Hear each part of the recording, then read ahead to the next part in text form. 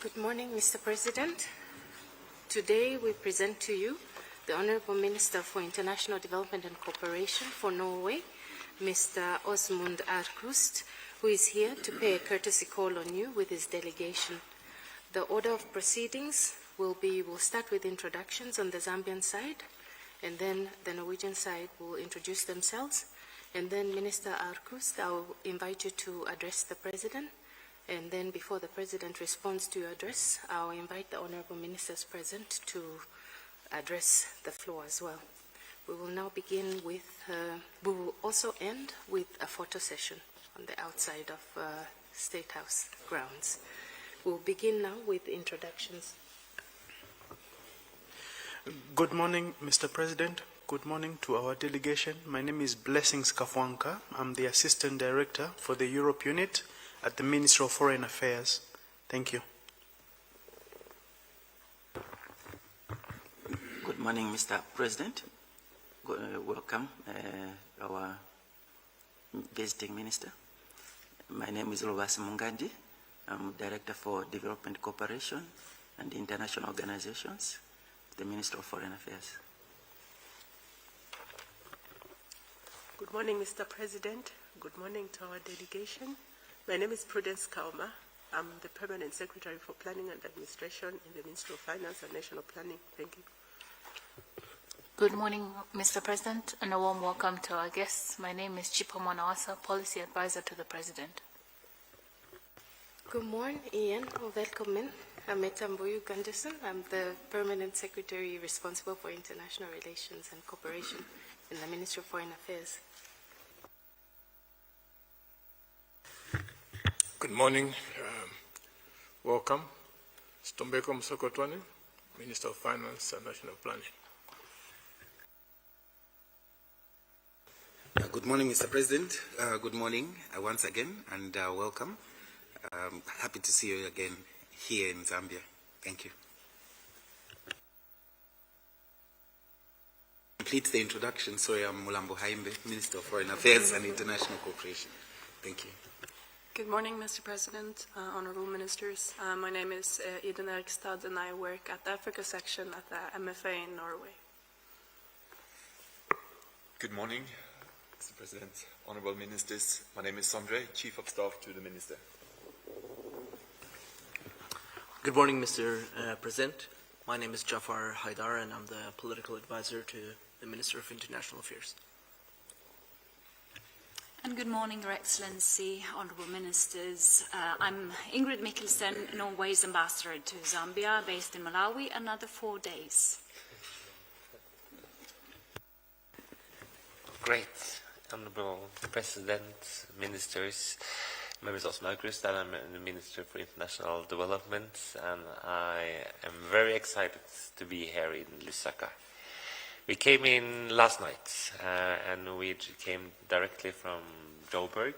We were there for the G20 meeting, which is, of course, an historic event in South Africa. It's the first time that the G20 presidency in Africa, and there was a lot of attention on development here on the African continent. We also had good bilateral dialogue with South Africa in Pretoria. And we want to use this opportunity to strengthen also our bonds with Zambia. So therefore I'm very glad to be here in Lusaka. It's my first time here in this beautiful country, and I'm, as I started off with, very excited. And of course very honored to meet both the President and so high-level ministers. And I think the world we are living in now, I mean, there are very dramatic times internationally, with brutal wars on all continents, with a lack of respect of international law, with very clear attacks on multilateralism, a potential war on trade. So, I mean, there is so much uncertainty. But what I'm very certain of is that to face this, we need to have strong partners and friends, cross-regional. And we need to strengthen the work that we have together. And we think Zambia is already an excellent partner for us and has been so for decades. And we want to strengthen it even more. We met with your foreign minister, Haim. We had an excellent meeting in Seville, which really was, I would say, a very positive meeting in Seville. And it showed that the world, there is possible to stand up for multilateralism, and the world are able to come together. And I think we also have should have some of the pride of that, because Norway and Zambia, together with Nepal and Mexico, worked as facilitator for the whole process of finance for development. And I know that our delegation in New York, they looked upon the Zambian delegation as one big happy family, Norway and Zambia together. And we're working extremely well. And on development, of course, there are so big changes, and it's been so for a long time, but especially this year, with the dramatic cuts, and as we also discussed in Seville, the effect that cuts from the US aid have here in Zambia. But it's not only the US, it's many European partners, and there is many partners around the world that are not participating. From the Norwegian side, we have increased our development assistance, and we will continue to do so. However, it's impossible to fill the gap. So we need to rethink how we are working.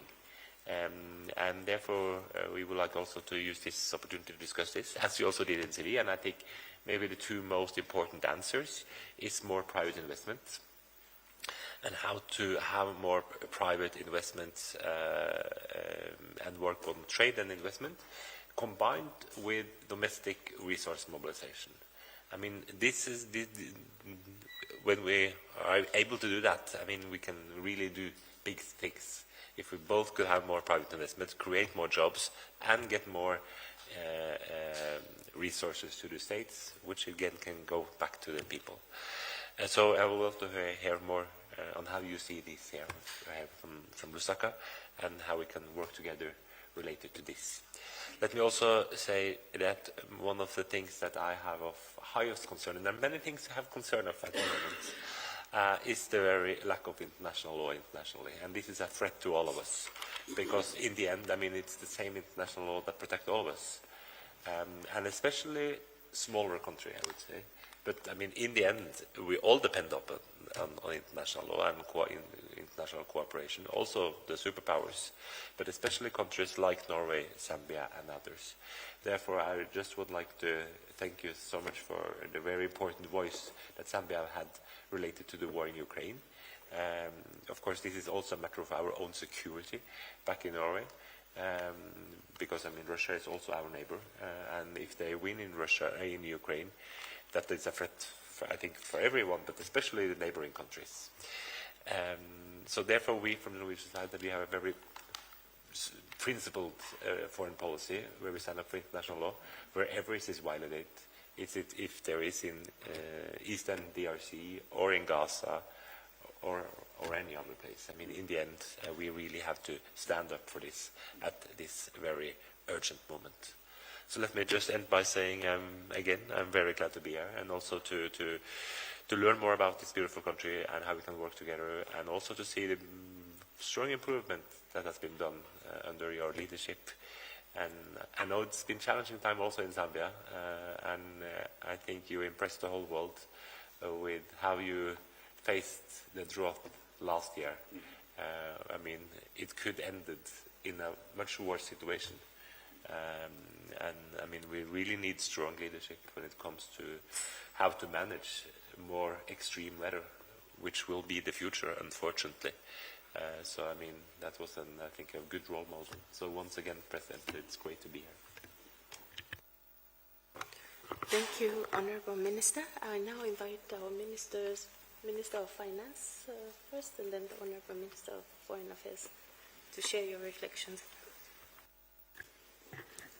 Thank you very much. Let me join the others in welcoming your delegation to Zambia. After you visited South Africa, you are most welcome. It's a pleasure to see you here.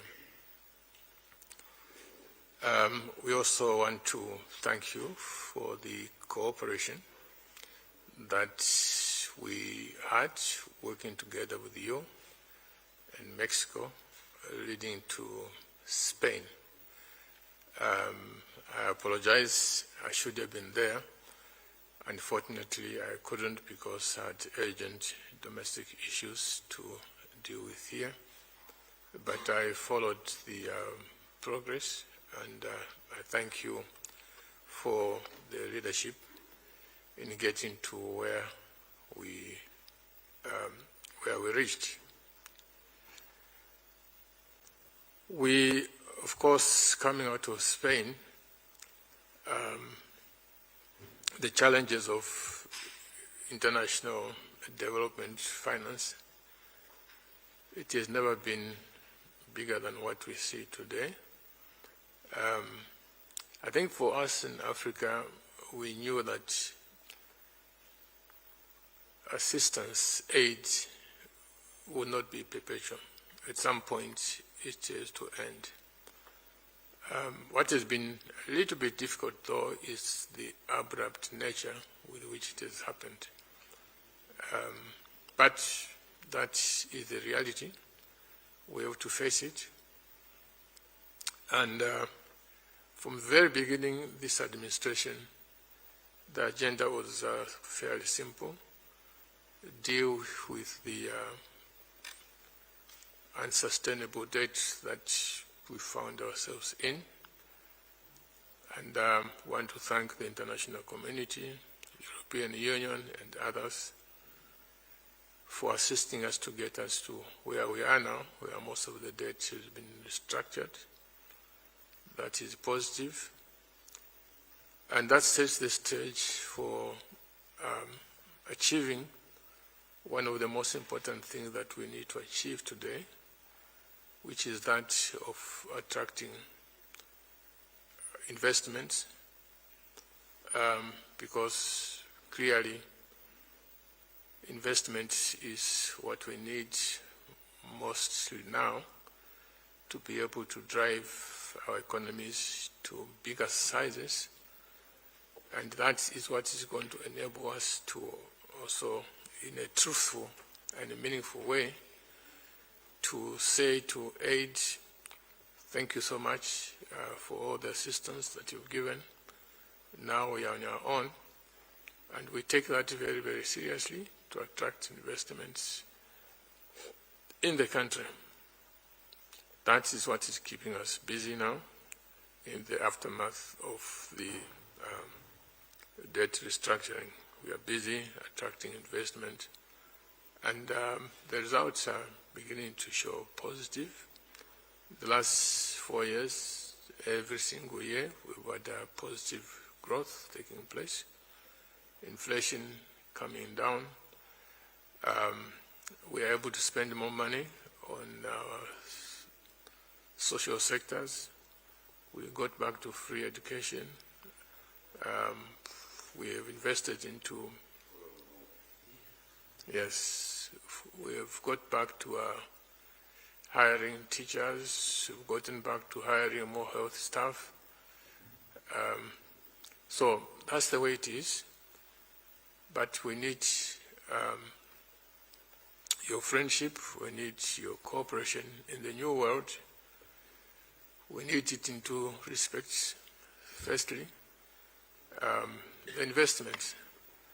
We are an open country in terms of investment. Also, we don't even have exchange controls. You bring your money in, you take your money in. I know Norway, you have interest in areas like energy. So we will not come to the Norwegian government to say, give us money for energy. But we can work together to attract the Norwegian private sector to come and invest into our energy here. The market for energy is huge because of the expanding mining sector. Our mining sector has been expanding in the last 2 years. It will continue to expand in the next decade. That requires energy. So for those who want to invest into energy, the market is unlimited because the mining sector will absorb most of that. but also now we are connected in the region. Energy surpluses can be exported to the whole of the SADC region. It can, in the next 2 years, also be connected to the East African region. In short, let's attract Norwegian investors to come and participate.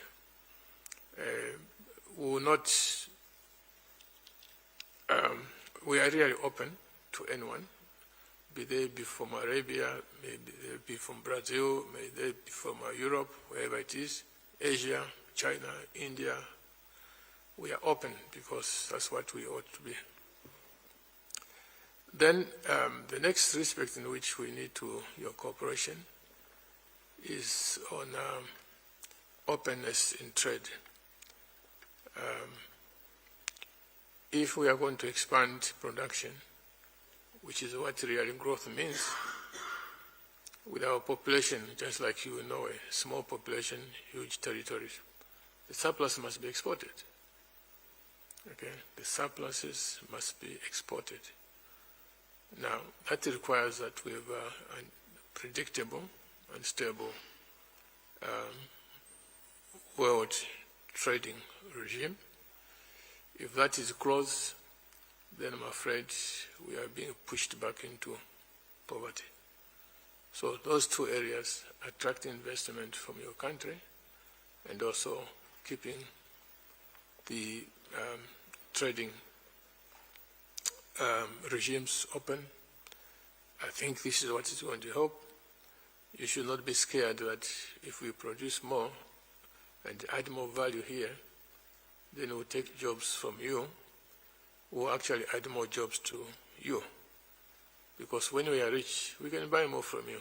We can buy, for now, we don't have much money, so we admire the things that you produce, but we have no money to buy them. So opening trade does not kill jobs in Europe or anywhere else. It creates more jobs. It's a win-win situation. Thank you. Thank you. Honourable Minister, can I take the floor? Thank you very much, Mr. President. Honourable Minister. Mr. President, just to acknowledge that we had a very fruitful meeting on the sidelines of the FFD4 in Seville, Spain. A number of the issues have already been mentioned by the Honourable Minister and the Honourable Minister of Finance here. I just want to perhaps reiterate the importance of strengthening our relationship. We did acknowledge our like-mindedness and the norms and values that we both respect as Zambia and Norway. And this would be the building block as well for the further partnership in the economic sense. Also, we did discuss multilateralism and the importance of maintaining the balance in the world order to the extent that we can through respect for the international law. And of course, at a bilateral level, the importance of supporting one another in the multilateral space. Mr. President, this is very important because we'll have candidatures, for example, in the international organizations, and likewise, Norway will have, and we agreed to a large extent that we would support one another in that regard.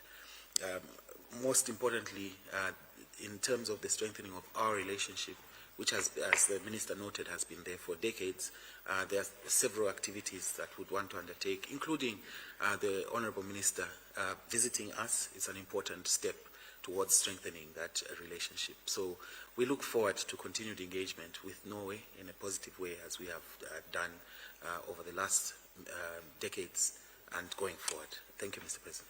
Thank you, Excellency. Thank you, Honourable Minister. Mr. President, the floor is yours. Thank you very much, PS. Maybe my duty first is to welcome the Minister and your delegation to Lusaka, to our country. We're truly delighted to have you here. Also to acknowledge my colleagues, cabinet colleagues, ministers, and the senior staff that are here. I think a number of things have already been raised, but we just want to reinforce one or two things before the media leaves. Then we can cover one or two things after the media is gone. But essentially really is to express our delight with our bilateral relationship, Norway, Zambia, and to indicate to you that this country admires a lot of things that Norway has done post the Second World War.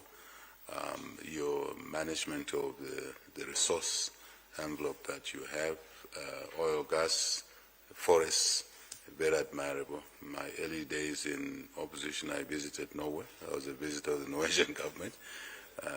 Very fortunate, and your school system.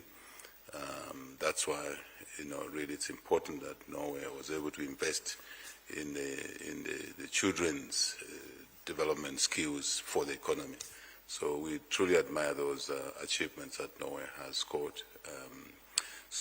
And we would like, through that, to strengthen our bilateral partnership. I think there's a lot we bring to the table, both of us, on your side, on our side, the resource endowments that we have. I think the Minister of Finance has touched the sort of sectors that are important to us. Energy, yes, mining, tied together in a way, agriculture, tourism, and the services side, digital platforms, very important to us. I think we'll spend a bit more time once the media is gone on that aspect, which I think is the future of our bilateral relationship. So the Minister of Foreign Affairs touched on the sort of things we'd like to work together, Norway and Zambia, and other like-minded countries, so to say, at the international level, the multilateral level. The situation now is quite difficult to read, the global stage. I think we're losing grip of why we set up the UN, for example, so that we have rules-based and international law and order, as well as protection of small, medium, and large states alike. I think that risk is bigger now than ever before, and I think we'd like to cooperate more with yourselves at that stage. Candidature, as the Minister has mentioned, but also how to tackle this international law issue, law and order, and because instability anywhere we believe is instability everywhere, no question about it. We've seen it, what Ukraine war has done. Beyond neighbors of Ukraine, we had to evacuate our students there, and they had to walk long distances. Actually, we want to thank Europe, Poland, yourselves for the support that you rendered during the time we were evacuating our citizens who were studying or resident in Ukraine, and the damage it's doing to the people, to women and children, property, dislocation. Really, really, it's something that we hold dear. And we reflect and we say, if one of our neighbors did that to us, how would we react? That's why you see our position very clear there, because we must put ourselves in the shoes, in the situation of others. How would we handle a situation like that? Would it be something that would be supportive? The answer is no. So really, we don't support aggression. We don't support, conflict, so to say. As you know, our history as a country, we were host to a lot of liberation struggles, independence struggles, and we carry that pedigree, Minister, from those many years, since 1964. So that is extremely important to us, and we're happy to hear you say those things, alignment on those areas, and let's deepen that partnership. We also are concerned about the trade, the global trade. You touched on the trade war. I think we should replace trade wars with more cooperation, as the Minister said, more investments together. The world will be better. The world will be growing. It will also help Europe to mitigate on the boat people, as an example, migration into Europe. When Africa is functioning properly, it's developing, it's offering opportunities for its young population, education, jobs, business opportunities, there will be lesser motivation to migrate northwards into your countries. Migration is always there. It will always be there. But a manageable migration, one which is intentional, one which is beneficial. So I thought, Minister, it's important to touch it. So we would like to work together again on those areas. The reform of the global financial system is important to us, where we in Zambia, we on the continent, pay a higher cost of capital than any other, even in the same similar businesses, same sectors. The profiling of the risk assessment is not good for us. And I think these are the reforms we want so that capital is available at a fair price for global partners. And we will touch a little bit on specific areas of investment that we think we can exploit based on that. I see a great opportunity between to deepen our bilateral and therefore through the bilateral multilateral relationship, Norway, Zambia, and learning from what you've done on transparency, especially in the oil and gas sector, which we would like to borrow from yourselves on our mining sector. Transparency of operation, sustainability, environmental consciousness, not to damage the environment, pollution issues, and all those are things that I think we can open funds on. And your other things around the systems, the way you do things, controls, as I said, digital platforms are very important to us. But I think with all of this rounded up, I must say to you that it's high time Norway reconsiders, Minister, returning the embassy here, as opposed from servicing us from Malawi. We love Malawi, but I think given how the world is evolving, I think it's important that Norway, Zambia, and for you to relook at your embassy. My young days as a graduate, I worked for a lot of projects on Norwegian, NORAD actually. NORAD, a lot of projects on NORAD, and they were housed not far from here. Their office was just near this side, isn't it? Yeah, near Intercontinental. Yeah, that's where your office was. So I was a regular young professional doing projects with your team. So selfishly, we would like to see, those days return. And I think the shake-up in the world will require countries like us looking at each other in a different way than we have done in the past. So in the areas that my colleagues have raised already. So I think I would like to end here for the media session. Minister, to once more thank you very much and to pass our message of appreciation to your leadership there, leadership government, the people of Norway, lovely people of Norway.